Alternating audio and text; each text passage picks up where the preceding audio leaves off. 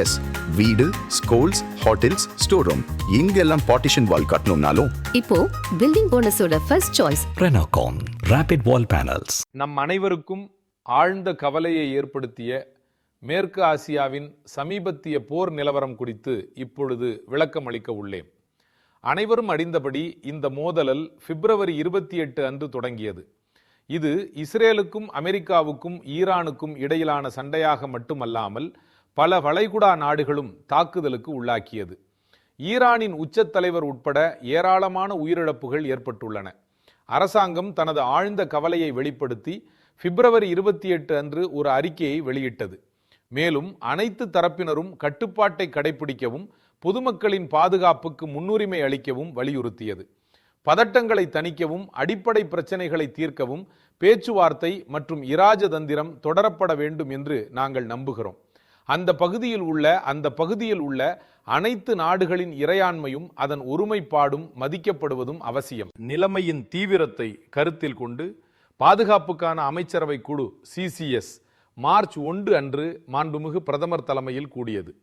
ஈரானில் நடந்த விமான தாக்குதல்கள் மற்றும் அதைத் தொடர்ந்து பல வளைகுடா நாடுகளில் நடந்த தாக்குதல்கள் குறித்து விவாதம் நடந்தது. இப்பகுதியில் உள்ள இந்திய சமூகத்தின் பாதுகாப்பு குறித்து CCS கவலை தெரிவித்தது. எனவே பிராந்திய பாதுகாப்பு மற்றும் பொருளாதார மற்றும் வணிக நடவடிக்கைகளுக்கான தாக்கங்கள் குறித்து கவனம் செலுத்தப்பட்டது. இப்பகுதியை கடந்து செல்லும் இந்திய பயணிகள் எதிர்கொள்ளும் சிரமங்களும் அப்பொழுது விவாதிக்கப்பட்டது. இந்த பிரச்சனைகளை தீர்க்க தகுந்த நடவடிக்கைகளை எடுக்குமாறு சம்பந்தப்பட்ட அனைத்து அமைச்சகங்களுக்கும் துறைகளுக்கும் அறிவுறுத்தப்பட்டது. மாண்புமிகு பிரதமர் அங்கு நிகழும் அனைத்தையும் தொடர்ந்து உன்னிப்பாக கண்காணித்து வருகிறார். சம்பந்தப்பட்ட அமைச்சகங்கள் தங்கள் பொறுப்பை உணர்ந்து ஒருங்கிணைந்து செயல்படுகின்றன. மோதல் தொடர்ந்து தீவிரமடைந்து வருவதால் அந்த பகுதியில் பாதுகாப்பு நிலைமை கணிசமாக மோசமடைந்துள்ளது. மேலும் அந்த மோதல் மற்ற நாடுகளுக்கும் பரவி உள்ளது என்பதை நாங்கள் கவனித்துள்ளோம். அங்கும் அழிவும் மரணங்களும் நிகழ்கின்றன. முழு பிராந்தியத்திலும் இயல்பு வாழ்க்கை மற்றும் பொருளாதார நடவடிக்கைகள் பாதிக்கப்பட்டு சில இடங்களில் மொத்தமாக நிறுத்தப்பட்டுள்ளன. நாங்கள் 3 விஷயங்களை முன்னிறுத்தினோம்: பேச்சுவார்த்தை, டிப்ளோமசி மற்றும் இதற்கு விரைவில் முடிவு காண்பது. உலகில் அமைதி மற்றும் பாதுகாப்பை பாதிக்கும் எந்த ஒரு நிகழ்ச்சியும் ஆழ்ந்த கவலையை அளிக்கிறது. தற்போது நடைபெற்று வரும் இந்த மோதல் குறிப்பாக இந்தியாவுக்கு கவலை அளிக்கும் ஒரு பிரச்சனையாகும். நாம் ஒரு அண்டை நாடாக இருக்கிறோம். வளைகுடா நாடுகளில் கிட்டத்தட்ட 1 கோடி இந்திய குடிமக்கள் வசிக்கின்றனர். ஈரானிலும் சில ஆயிரம் இந்தியர்கள் படிப்புக்காகவோ அல்லது வேலைக்காகவோ அங்கு உள்ளனர். வளைகுடா நமக்கு கிட்டத்தட்ட 200 பில்லியன் அமெரிக்க டாலர்கள் மதிப்புள்ள முக்கிய வர்த்தக பங்குதாரர். கடந்த 10 ஆண்டுகளில் இந்த பகுதியில் குறிப்பிடத்தக்க முதலீடுகள் செய்யப்பட்டுள்ளன.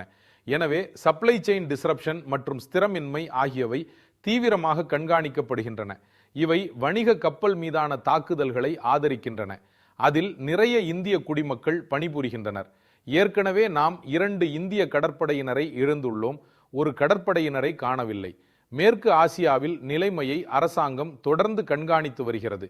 ஜூன் 2025ஆம் ஆண்டில் நடந்த 12 நாள் போரில் அதிகரித்து வரும் பதற்றம் குறித்து ஈரானில் உள்ள இந்திய சமூகத்தினருக்கு எச்சரிக்கை விடுத்தோம்.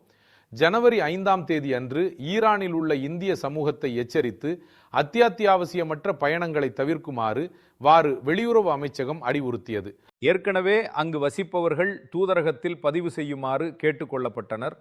தூதரக வலைத்தளம் மற்றும் சமூக ஊடகங்களை கண்காணித்து எச்சரிக்கையாக இருக்க கூறினோம். ஜனவரி 14 அன்று ஒரு சிறப்பு ஆலோசனை வெளியிடப்பட்டது. அதில் பாதுகாப்பற்ற இடங்களில் பயணம் செய்வதை தவிர்ப்பதை மீண்டும் வலியுறுத்தினோம். ஜனவரி 14 அன்று மும்பையின் கப்பல் போக்குவரத்து இயக்குநரகம் இந்திய கடற்படையினருக்கு ஒரு ஆலோசனை வெளியிட்டது. அதில் தூதரக ஆலோசனைகளை பின்பற்றுமாறு கேட்டுக்கொண்டது. ஆட்சேர்ப்பு மற்றும் கப்பல் நிறுவனங்கள் இந்திய கடல் கேரியர்களை ஈரானுக்கு அனுப்ப வேண்டாம் என்று கேட்டுக்கொள்ளப்பட்டன. வளர்ந்து வரும் நிலைமை கண்காணித்து தெஹ்ரானில் உள்ள இந்திய தூதரகம் பிப்ரவரி 14 அன்று மற்றொரு ஆலோசனையை வெளியிட்டது.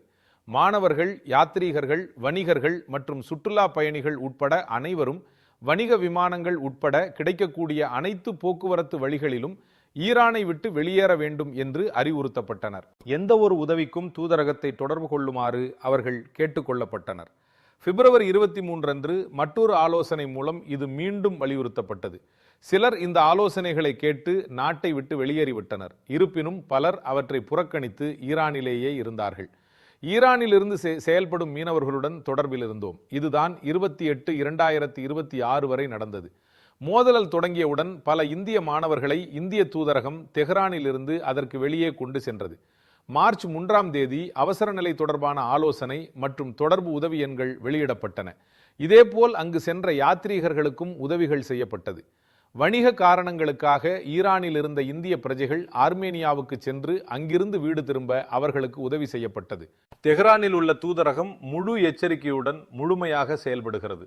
இந்த கடினமான தருணத்தில் இந்திய சமூகத்தை ஆதரிப்பதற்கும் சர்வதேச எல்லைகளை கடக்க விரும்பும் இந்திய பிரஜைகளுக்கு உதவுவதற்கும் அவர்கள் உறுதி பூண்டுள்ளனர். இது தொடர்பாக கப்பல் போக்குவரத்து இயக்குநரகம் மார்ச் 2ஆம் தேதி ஒரு உத்தரவின் மூலம் உடனடி பதில், ஒருங்கிணைப்பு மற்றும் ஆதரவு செயல்பாடுகளுக்காக ஒரு குழுவை அமைத்தது. இந்த குழு 24 மணி நேரமும் செயல்படும் என்று அறிவித்தது. அந்த பகுதியில் உள்ள ஒவ்வொரு இந்திய தூதரகமும் இதே போன்ற ஆலோசனைகளை வழங்கியுள்ளது என்பதை உங்கள் மூலம் சபைக்கு தெரிவிக்க விரும்புகிறேன். இஸ்ரேல், UAE, பஹ்ரைன், கத்தர், குவைத், சவுதி அரேபியா, ஈராக் ஆகிய நாடுகளில் உள்ள இந்திய தூதரகங்கள் பிப்ரவரி 8ஆம் தேதி ஆலோசனைகளை வழங்கியுள்ளது.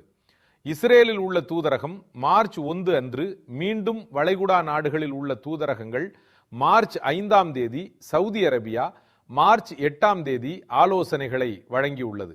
இது தொடர்ந்து நடந்து கொண்டே இருந்தது. மேலும் அங்குள்ளவர்களின் நிலைமையை கண்காணிக்கவும் கேள்விகளுக்கு பதிலளிக்கவும் ஒரு பிரத்யேக சிறப்பு கட்டுப்பாட்டு அறை அமைக்கப்பட்டது. இங்குள்ள அவர்களின் குடும்பத்தினருக்கும் தகவல் பகிரப்பட்டது. எங்கள் கடைசி அப்டேட் மார்ச் 7ஆம் தேதி கொடுக்கப்பட்டது. துபாய், லோகா, அபுதாபி போன்ற இடங்களில் சிக்கி தவிக்கும் பயணிகளுக்கு உதவ எங்கள் அமைச்சகத்தை சேர்ந்தவர்கள் கடுமையாக உழைத்துள்ளனர். ஐக்கிய அரபு எமிரேட்ஸிலிருந்து ஓமன் வரையிலும், கத்தாரிலிருந்து குவைத் வரையிலும் மற்றும் பஹ்ரைனிலிருந்து சவுதி அரேபியா வரையிலும் எல்லையை கடக்க நாங்கள் உதவி செய்தோம். வான்வெளி ஓரளவு திறக்கப்பட்ட இடங்களில் இந்திய பயணிகள் திரும்புவதற்கு உதவும் வகையில் திட்டமிடப்படாத விமானங்கள் உள்ளிட்ட வணிக விமானங்களை நாங்கள் அங்கீகரித்து அவர்களுக்கு உதவி செய்தோம். எங்கள் மதிப்பீட்டின்படி நேற்று வரை கிட்டத்தட்ட 67,000 இந்திய குடிமக்கள் திரும்பி வந்துள்ளனர்.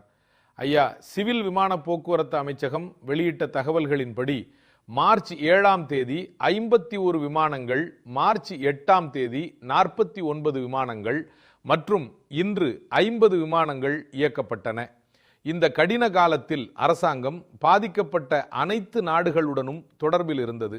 பிரதமர், ஐக்கிய அரபு அமீரக அதிபர், கத்தார் அமீர், சவுதி அரேபியாவின் பட்டத்து இளவரசர், குவைத்தின் பட்டத்து இளவரசர், பஹ்ரைன் மன்னர், ஓமன் சுல்தான், ஜோர்டான் மன்னர் மற்றும் இஸ்ரேல் பிரதமருடன் பேசியுள்ளார். ஒவ்வொரு சந்தர்ப்பத்திலும் இந்திய சமூகத்தின் நல்வாழ்வு அரசாங்கத்திற்கு முன்னுரிமையாக இருக்கும் என்ற உத்தரவாதங்களை நாங்கள் பெற்றோம். இதேபோல் இந்த நாடுகளில் உள்ள எனது சகாக்களுடன் நான் நெருங்கிய தொடர்பில் இருக்கிறேன். அமெரிக்காவை பொறுத்தவரை டிப்ளோமேட்டிக் வழிகள் மூலம் தொடர்புகளை பராமரித்து வருகிறோம். முயற்சிகள் மேற்கொள்ளப்பட்டாலும் ஈரானுடனான தலைமையுடன் தொடர்பு கொள்வது இந்த நேரத்தில் கடினமாக உள்ளது. இருப்பினும் நான் பிப்ரவரி 28 மற்றும் மார்ச் 5ஆம் தேதிகளில் வெளியுறவு அமைச்சர் அரைச்சியுடன் பேசியுள்ளேன். வரும் நாட்களில் இந்த உயர்மட்ட உரையாடல்களை நாங்கள் தொடருவோம். தற்போது கொச்சியில் நிறுத்தப்பட்டுள்ள ஒரு ஈரானிய கப்பலின் பிரச்சனையிலும் இந்த சபை ஆர்வமாக இருக்கும். பிராந்தியத்தில் உள்ள 3 கப்பல்களை நமது துறைமுகங்களில் நிறுத்துவதற்கு பிப்ரவரி 28ஆம் தேதி அன்று ஈரானிய தரப்பு அனுமதி கோரியது. இது மார்ச் 1ஆம் தேதி வழங்கப்பட்டது. IRIS லாவன் மார்ச் 4ஆம் தேதி கொச்சியில் தரையிறங்கியது.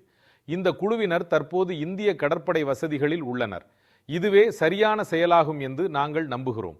இந்த மனிதாபிமான செயலுக்காக இந்திய மற்றும் ஈரானிய வெளியுறவு அமைச்சர் தனது நாட்டின் நன்றியை தெரிவித்துள்ளனர். நமது எரிசக்தி பாதுகாப்பில் இந்த மோதலின் தாக்கங்களை கருத்தில் கொண்டு எரிசக்தி சந்தைகளின் கிடைக்கும் தன்மை, செலவு மற்றும் அபாயங்களை முழுமையாக கணக்கில் எடுத்துக்கொள்வதை உறுதி செய்வதில் அரசு உறுதியாக உள்ளது. எங்களை பொறுத்தவரை இந்திய நுகர்வோரின் நலனே எப்போதும் முன்னுரிமையாக இருக்கும். தேவைப்படும் இடங்களில் இந்த சூழ்நிலையில் நமது எரிசக்தி நிறுவனங்களின் முயற்சிகளுக்கு இந்திய டிப்ளோமசி ஆதரவளித்துள்ளது. நமது 3 வழிகாட்டுதல்களை முன்னிலைப்படுத்தி எனது உரையை நிறைவு செய்கிறேன். 1. இந்தியா அமைதிக்கு ஆதரவாக உள்ளது. மேலும் பேச்சுவார்த்தை மற்றும் டிப்ளோமசிக்கு திரும்பவும் வலியுறுத்துகிறது. பொதுமக்களின் பாதுகாப்பை உறுதி செய்வதை நாம் ஆதரிக்கிறோம். 2. அந்த பகுதியில் உள்ள இந்திய சமூகத்தின் நல்வாழ்வு மற்றும் பாதுகாப்பு எங்கள் முன்னுரிமையாகும்.